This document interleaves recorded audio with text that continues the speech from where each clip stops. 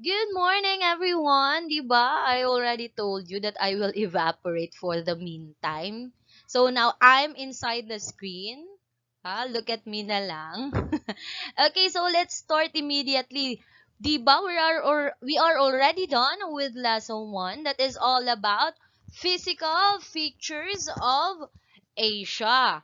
And now we will discuss naman all about lesson 2, natural resources of Asia. Now, what is a natural resource? Sige nga, what is a natural resource? Look at your environment. Look outside. Natural resource are materials or substances such as minerals, forest, water, and fertile land that occur in nature and can be used for economic gain. Okay? Is that clear? Okay. So in this lesson, you are expected to first describe the natural resources in the different regions of Asia. Second, explain the implications of a nation's natural resources on its agriculture, economy, shelter, and culture. Third, analyze the causes and effects of environmental problems as well as their possible solutions.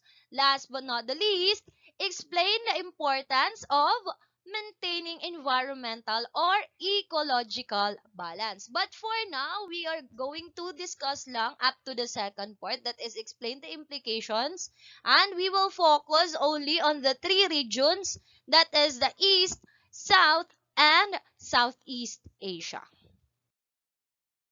But before that, let's have a short recap or review of our previous lesson, that is lesson 1. Sige nga, if you have learned something from lesson 1. What are again the five regions of Asia? What are the five regions of Asia? Okay.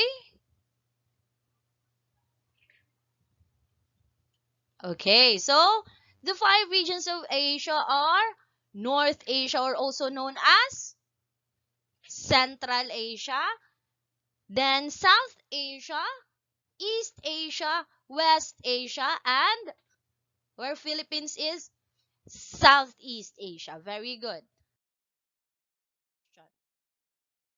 Give me some examples of water forms and land forms found in Asia. Sige nga.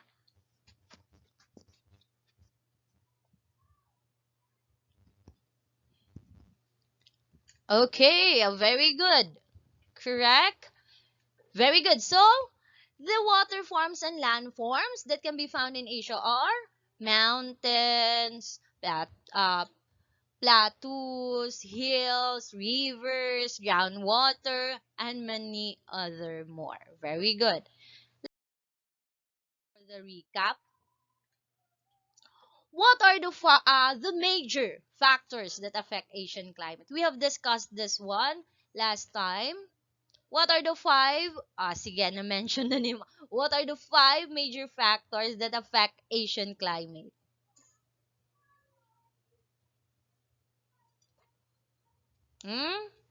I will give you an example. Latitude. Okay. So, the five major factors that affect Asian climate are, altogether, L, latitude, C, climate, O, oceanicity, or also known as oceanity, O, openness to moist, and last but not the least, E, elevation. Now, with elevation, the higher you go, again, the higher you go, the colder it gets. Okay, very good, everyone. Now, let's proceed to the physical features and natural resources of Asia, with an activity called Let's Explore Asia. So, are you ready for an adventure? Yes or no? Okay. Di ba si ma'am, I'm on an adventure right now kasi wala ako dyan. I am with the polar bear and the tortoise. Do you want to come with us? If you want to come with us, you should have your own fare. Siyempre, transportation. Okay. So here are the instructions. The polar bear and the tortoise want to learn more about the abundant natural resources found in Asia. So we will help them out by first naming the Asian region they are in, and second describing the natural resources found in that region. Okay, so for the first one, you can answer all together. Same naman with the second one, of course. So we will use the map and the photos on as our clues. So are you ready? Okay, so let's go. Again, let's go. Okay, so look at the polar bear and the tortoise. Actually, I'm with the polar bear and the tortoise right now. I'm inside the shell of the tortoise. Okay. So, where do you think are we located now? We are located at what specific ocean is that? The largest ocean in the world? That is Pacific Ocean. Very good. And actually, we are swimming right now. Sa Pacific Ocean. Okay. So, let's see. We will, the polar bear and the tortoise, the polar bear, the tortoise, and I will travel Asia. Kaya nga si ma'am nag-evaporate kasi I'm with the polar bear and the tortoise. We will go to the first stop. Okay, what specific region in Asia is this one? We are in what specific region? Diba? North, south, east, west. Very good. This is East Asia. Okay? So East Asia covers 28% of the Asian continent. Not only that, it has also 1.5 billion of people. That is 38% of the Asia and also 22% of the population of the world. And why is it so? Because they have the most populous country in the world, and that is the country of, very good, the country of China. Now, the region of East Asia comprises high mountains, rugged highlands, long and immense rivers, desolate deserts, bountiful deltas and floodplains, miles of coastlines, and various of islands. Now, the polar bear and the tortoise and I are curious of the natural resources that can be found in East Asia. So, can you help us know the natural resources that can be found in East Asia? Yes or no? Okay, so let's start with the first one. What natural resource is this one? What natural resource is this one? This is Mom Stone. Mom medicine. This is not a stone, or medicine. Starts with letter M. Mini mineral resources. Hindi mineral water, ha? Okay. So, what is a mineral? What's a mineral? Okay. It is a valuable or useful chemical substance that is formed naturally in the or underground. Okay, very good. And some of the minerals that can be found in East Asia are iron, ore, gold, rare earths, marble, granite, and so on. Ah, Minerals can be divided into two. There is a two category, that is metallic and non-metallic. Okay, so the metallic resource or mineral are like gold, silver, tin, copper, while the non-metallic resources naman are things like sand and gravel. Okay, is it clear? Okay, let's have the second resource. What natural resource is this one? This is, huh? Don't say faucet resource, huh? Or you will say water tree resource. This is water resource. Now, water resources are resources naman, are sources of water that are useful or potentially useful to us as humans, especially for our needs like agricultural, industrial, or recreational use. And some examples of water resources are, can you give me some examples?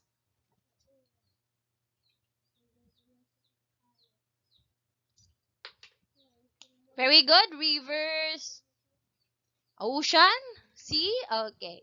So some examples then are groundwater, lakes, reservoir, and many other more. Okay. Next one. What resource is this one? This one is starts with letter A. A. Ag. A. A is for apple. Apple. Kasi agricultural resource. Okay? So agricultural resource is means all the primary means of production. Some examples of agricultural resources are what? What? Fruits, vegetables, eggs, and many other more. Okay, very good. Now, do you believe that livestock is part of the agricultural resource? Yes or no? Okay, very good. So this is also part of the agricultural resources. What can we get from livestock? Diba? Livestock are domesticated animals raised in an agricultural setting. That is, to provide labor and also to produce commodities such as what? Eggs. Correct? Meat, fur, leather, wool. Okay. Let's have the next one. What kind of natural resource is this one? This is, starts with letter A. Hindi Aquaman, ha? This is not Aquaman, but there's an Aquaman in there. Oh, look at the image.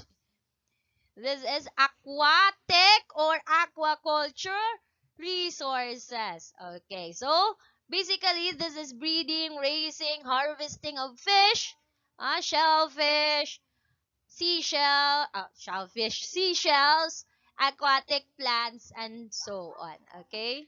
Next one. What natural resource is this one? If you have a third eye, you will see the clue. The clue is in the picture. Sige nga, open your third eye. This is a forest and wildlife resources. Very good. So let's start with the forest resource. So forest resources means those natural assets of forest lands including the timber and the forest lands. Okay? Like for example, Genko trees, cherry blossoms that can be found also in East Asia. Wildlife refers to the undomesticated animal species but has come to include all organisms that grow or live in the wild in an area without being introduced by humans. So can you give me some examples of wild animals? Sige nga. Okay. So some examples are deer, alligators, pandas, sharks. Okay. This one. How about this one? Starts with letter N. These are non non-renewable resources. Okay? Non-renewable resources. This refers naman to a natural resource that is found beneath the earth or under the earth, which when consumed does not replenish at the same speed at which it is used up. So the resources typically takes millions of years to develop. Okay. So the non-renewable resources are made up from fossil fuels coming from plants and animals millions of years ago. So what are the main examples of non-renewable materials or resources? These are coal or charcoal, oil, fuel, natural gases. Okay, very good. Let's have the last one. What what natural resource is this one? This is very hard actually. The lesson that we had starts with letter L. Very good. This is land resource. These are resource endowments for economic development in order to what? In order to improve the quality of life and living conditions of the people over time. And some examples are the different landforms that we have. Diba? Mountains, plateaus, ah, volcanoes, and many other more. So remember, again, these are the natural resources that can be found in what? That can be found in East Asia. Very good. So this one is what is this? Very good. Mineral resources. This one, water resources. How about this one? Agricultural resources. This one, aquatic or aquaculture resources. This one, forest and wildlife resources. This one, non non-renewable resources. And this one, land resources. How about this one? The polar bear and the tortoise. Very good. Now let's now go to the implications of the physical features and natural resources of East Asia. So let's start with the agriculture. So irrigation, rice production, food exportation. So East Asia's natural environment affects how and when the people produce and get their food. Let's start with the irrigation. So the people living kasi in East Asia use the water in the rivers for irrigating their lands. Because rivers has what? Alluvium, di ba? Fertile soil. So just like Wanghu and Yangtze or Yangtze River, the rivers gave life and made the Great Plains uh, of East Asia fertile or fertile. Next one. Okay, this one is rice production. So China, that is part of East Asia, is known as the world's largest producer of rice. With during the year 2014, they had 207 million tons produced rice. But now, on the year 2021 to 2022, they have a projected production of almost 149 million tons of rice. Okay? Next one. This one. So, we are now on the food exportation. So, Taiwan naman, that is part of East Asia also, the agriculture of Taiwan relies heavily on the exportation of fruits, just like what? Lichens, apples, guavas, and bananas. While they are into the food exportation, Taiwan is also known as the leader for aquaculture. Where eels of high value are intensively farmed, and some major aquaculture resources that they culture right now are groupers, milkfish, tilapia, sea bass, sea breams, and many more. Okay, next one. So let's talk about the economy in East Asia. GDP, exploitation of resources, hydropower. Let's start with GDP. What is GDP? What is the meaning of GDP? GDP is what? GDP is gross domestic product. Very good. GDP per capita is a measure of a country's economic output that accounts for its number of people. So it divides the country's gross domestic product by its total population. That is per capita real GDP is equals to real GDP population. But I'm not gonna further discuss this one because this is economics. Baka sa grade 9 or 10 yun na to. So, the GDP of Asia is mostly concentrated in the East Asian countries or East Asian territories. Why is it so? Why? Kasi the economy of East Asia comprises of 1.6 billion of people. That is 20 plus percent of the world population living in different countries. And not only that, the GDP of Asia is concentrated in East Asia because they have the world's largest and most prosperous economies. And what countries are that?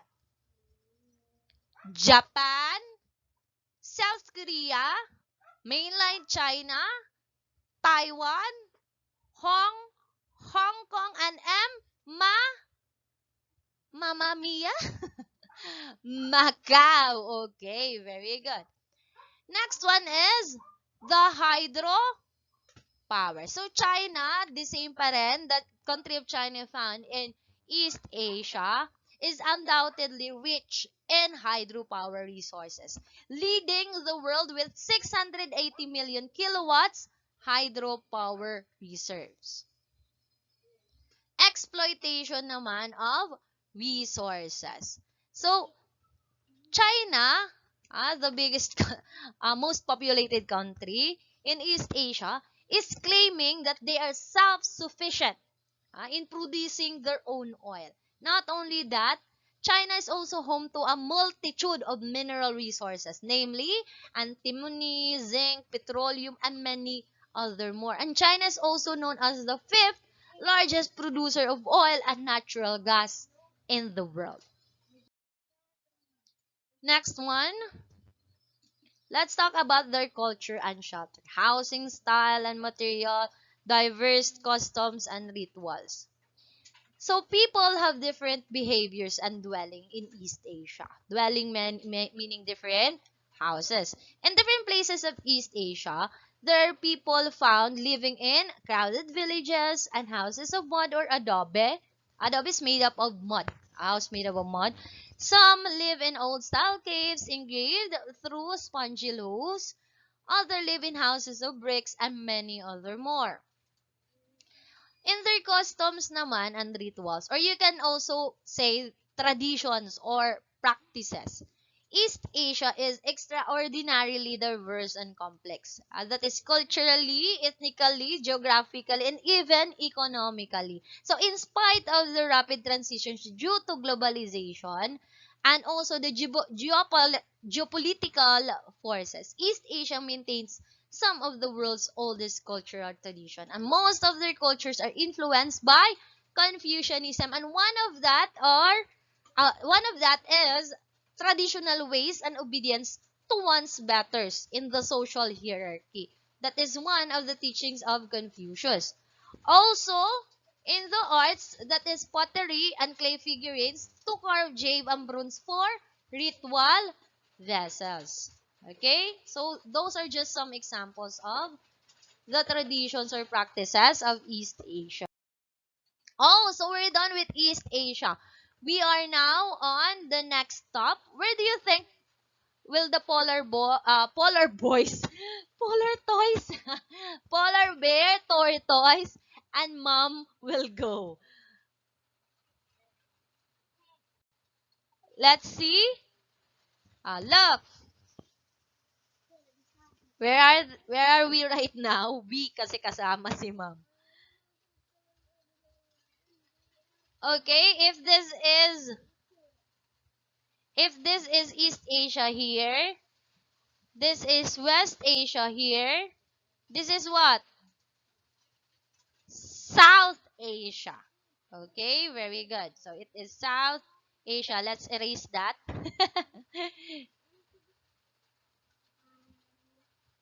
Oh, okay. Sorry. I'm gonna erase that too. Ano to? Okay.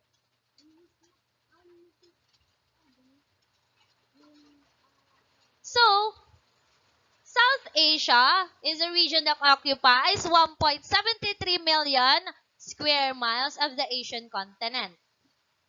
The India that is found in South Asia, Hindu Kush and Himalayas separates India from the rest of the world.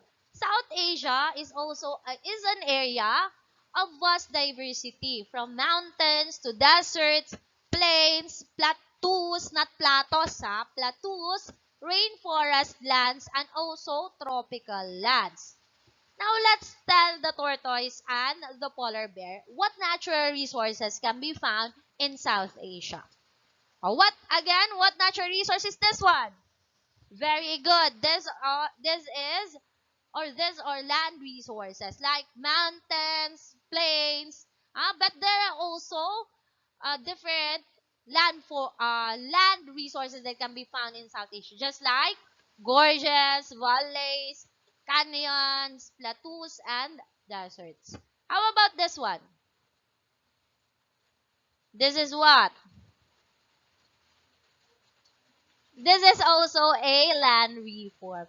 Diba, most of our land resources has a beautiful scenery. And because of that, we can gain money or we can earn because of this beautiful sceneries. How? In what way? Through to starts with letter T. Through tourism. Okay, very good. Next one. This is very good. Mineral water. Mineral resources. Okay? So in South Asia, they have iron, ore, copper, limestone, and so on. How about this one? Very good. Water resources. Same pa rin. Rivers, groundwater, ocean, and so on. How about this one? Including this one, these are agricultural resources. But this one at the bottom, this is not only this is an example of also of a land resource. At the same time, the plant that is planted there is an agricultural resource. This one is livestock. Same pa rin, you can get meat, milk, eggs, and many other more. How about this one? Very good. Non-renewable resources, just like coal, oil, natural gases, and so on. And this one, forest and wildlife. So just like Bhutan, the country has forest and wildlife resources, like different kinds of trees, various of species of mammals, birds, and also medicinal plants. Before I forget pala, South Asia has an enormous supply of coal. They also have natural gases and oil. Okay? Next one. This one. Aquaculture. So, mostly different fishes lang and many aquatic products. So, remember, these are the natural resources that can be found in South Asia. Let's start with this one. What is this? Land resource, including this one, land resource. This one, mineral resources. This one, water resources. This one, agricultural resource. This one, aquaculture resource. This one, forest and wildlife resources. This one, non-renewable resources. So, big check. I gave you a check, ha? Very good, everyone. Okay, so let's go to the implications of the physical features and natural resources of South Asia. So in agriculture, we have monsoons, rice production, agriculture, rubber, and international trade. So monsoons, so South Asia farms depend primarily on the monsoons or monsoon season. So a monsoon is a seasonal change that is in the direction of the prevailing or strongest winds of a region. Monsoons, that doesn't only cause, di ba, monsoon is mostly known as rainy season. But it doesn't only cause wet season. But also, it can cause dry season throughout much of the tropics. Monsoon is mostly associated with the Indian Ocean. Next one is this one. Rice production. Countries in South Asia kasi has rice as their staple food crop. Just like the country of Bangladesh. Our rice occupies 50% of the cultivated areas of it. Next is agriculture. So South Asia is not only focused on rice production, but they also produce other crops like corn, barley, wheat, and many other more. This one naman, in agriculture pala, they have the rubber. Sri Lanka depends largely on its major industries made of rubber. Okay? The last image is the international trade. So, international trade is the purchase and sale of goods and services by companies that is in different countries. So, trading with different countries. So, Pakistan that is found in South Asia is more on the international trade because they export materials like wood, tiles, marbles, cotton, also textiles and so on. Okay? Next one is their economy. So we are now on the economy of South Asia. So let's start with the hydropower. So India that is found in South Asia, India's industries appropriately enhanced by its rich dynamic hydroelectric power. So it accounts for 27.6% of the GDP or the gross domestic product of the country. This one naman is agriculture. So as mentioned on the slide beforehand, they have many agricultural activities. Okay, just like farming, livestock, handicraft, and so on that helps boost their economy. Diba? I have mentioned also the rubber. So, diba, I mentioned that Sri Lanka depends largely on its major industries made of rubber. And Sri Lanka is also known as the what? The leading natural rubber producer in the world. This one. These are pastoral lands. Okay, so forests and pastoral lands also provides livelihood to its people. So pastures serves as feeding region for the country's herders. Okay, next one is their culture and shelter. So housing materials and structure, costumes and traditions. So look at the image. So people change from adobe construction to brick plastered shelters, bamboos, or huts that you can see on the images. Also, South Asians share numerous and same practices. This is mainly due to their country's similar geographic features. One example that I can mention about South Asia's tradition is the baby tossing. Do you know what is baby tossing? Ano? What is baby tossing? Ma'am, tinatapon yung baby and you are correct. Tinatapon or hinuhulog yung baby. They are dropping the baby from 50 feet high temple to bring what? What is the purpose? To bring health and prosperity. So do you want to have health and prosperity also? Oh, so when mom come back, because you said you want prosperity and health, I will throw you from the third floor. Okay, joke lang. Okay, next one.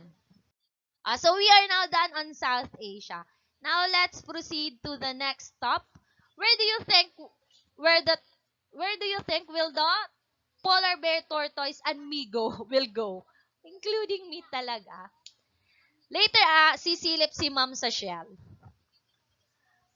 Okay, they will go to Southeast Asia. So if napansin nyo, they did the moonwalk. Okay, Michael Jackson. Okay, so Southeast Asia lies along the seismic and volcanic belt of Asia.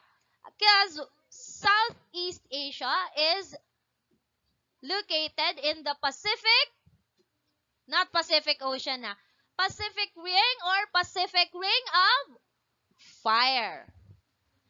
The Southeast Asia is divided into mainland and peninsular. It is divided into mainland and peninsular. So the countries that are intact together, what's this? The countries that are intact together or in the mainlands are connected with the other countries in Asia are the mainland countries. This one naman, just like Philippines, Indonesia, these are the peninsular islands. Okay? So let's talk about the natural resources that can be found in Southeast Asia. Let's start with this one. Wait. Okay, the first one is the landforms or the land resources. So here in Southeast Asia, we have many landforms. Like here, let's be specific na lang. Like here in the Philippines, di ba we're part naman of Southeast Asia. We have Mayon Volcano, Chocolate Hills, Banawi Rice Terraces, and so on. Next one is their agriculture. Okay, so here in Southeast Asia, or also known as ASEAN, is one of Southeast Asia or ASEAN is one of the most productive agricultural baskets in the world. Why is it so? Kasi, di ba I already mentioned this one? Most of the countries located in Southeast Asia is an agricultural country. Very good. Just like in the year 2012, the region produced 129 million tons of rice, 40 million tons of corn, 171 million tons of sugarcane, 1.44 million tons of soybean, and 70.34 million tons of cassava. Next one, this one, mineral resources. Obviously, we have also gold, ore, copper, and so on. This one, water resources, same pa rin. Rivers, lakes, oceans. This one, aquaculture. Obviously, because most of the countries here in Southeast Asia are island countries or archipelagos. So, we are really into aquaculture or aquatic activities. Just like fishing, so on. Next one. Forest and wildlife. Of course, since we are an agricultural country, we have many forests here also. We have many wildlife. What wild animals can be found in Philippines? Kasi specific na si ma'am.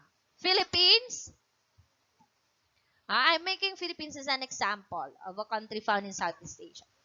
We have tarsier, eagle, and so on. Next one. Ito. Of course, we also have non-renewable resources. Okay? We have non-renewable resources, especially coal. Okay? So these are the natural resources that can be found in Southeast Asia. The first one is the land resources. Wait, I'm gonna erase first. The first one is the land resources. Next one, agricultural resources. Then, mineral resources. Then, water resources. Aquatic or aquaculture resources. Forest and wildlife resources. And last but not the least, non-renewable resources. So very good, everyone. Now let's go to the implications of the physical features and natural resources of Southeast Asia. Let's start with the agriculture. Agricultural production, irrigation, rice production, rubber. So in agriculture, I already mentioned in our previous slide that most of the countries here in Southeast Asia are agricultural countries, diba? Because we are one of the most productive agricultural baskets in the world. Of course, irrigation played a big part in making our lands fertile. Rice production, it is pretty obvious naman that we are our first or primarily staple crop is rice or producing rice. But did you know that diba rice is the most staple crop that we have here. But did you know that rubber naman is the second most important crop next to rice? Did you know? No. How do you make rubber or natural rubber? Ah, Latex is gathered from the trees by making a cut in the bark and collecting the runny sap in cups. So this process is called tapping. In order to prevent the sap from solidifying, ammonia is added. Acid is then added to the mix to extract the rubber in a process called coagulation. So it's really coming from the trees actually. Next is economy. So international trade, industrialization, and deep water harbor. Okay, look at the images. We we have been part of the world trading system even before foreigners colonized our lands, di ba? There are many foreign countries that colonized our lands, but before that, we had already trading with other lands. Since we were rich in spices that are most liked by Europeans. Let's talk about naman industrialization, the second image. We will, as an agricultural country, we will always be part of the plans. We will always be planning of being one of the industrialized country. So we can be at par with the other industrialized country. Just like Vietnam. Vietnam is now focused on improving its industrial sector and now is fast emerging as an industrialized nation. Deepwater harbor naman, a deepwater harbor or port is a type of port which allows access. That is to large cargoes just like that one or ships and heavily loaded vessels. So just like Singapore, Singapore's strategic port, it relies on extended intraport trade. So this trade deals with the buying of raw goods. Not only that, also with the purifying or refining them for re-export. Last but not the least is culture and shelter. So diverse culture, shelter from traditional to modern.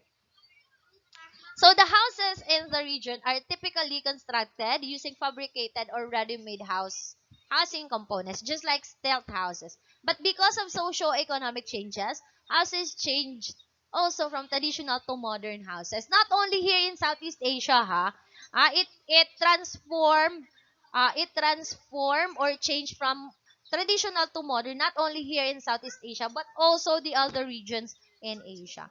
So Southeast Asia is also rich in culture. Just like here in the Philippines, we are what? Are you family-oriented? You want to be close always with your family? You love your family? You treasure your family? Okay. Do you respect your elders? Not sure? And also, we have a tradition called fiestas. Diba we have fiestas? Okay, so that's it. Those are examples of some practices or traditions of Southeast Asia. Mainly, I have mentioned Philippines. Okay? Okay, from traditional to modern. That's it. Let's have the last two questions. Let's have this one. Let's have a review. Name some of the natural resources that can be found in East, South, and Southeast Asia.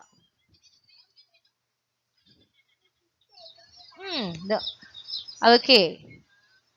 Agricultural resources, land resources, mineral resources, water resources, forest and wildlife resources, non-renewable resources, mineral water, mineral water, mineral resources. Okay, very good. Okay, so, Sean. Okay, for this question, take a picture of this one, kahit one representative lang, then share it to your other classmates na lang. I will give you 10 seconds to take a photo of this one.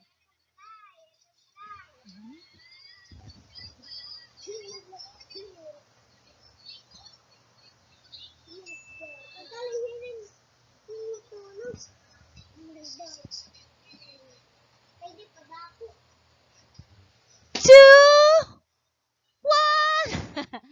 Time's up. Okay, so that's it. This is your assignment na lang kasi I want to hear talaga in person your answers with this one. So that's it. I hope you learn a lot. But before we end the session, I want you to watch first a short video about natural resources.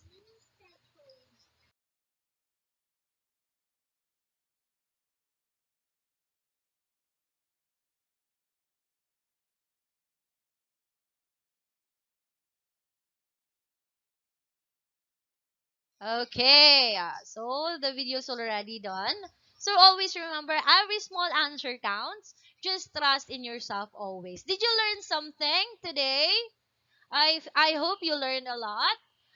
That's it. Thank you for watching my video and for listening. Kahit wala si ma'am in person, you still listen to my lesson. Thank you everyone. Goodbye everyone. Bye.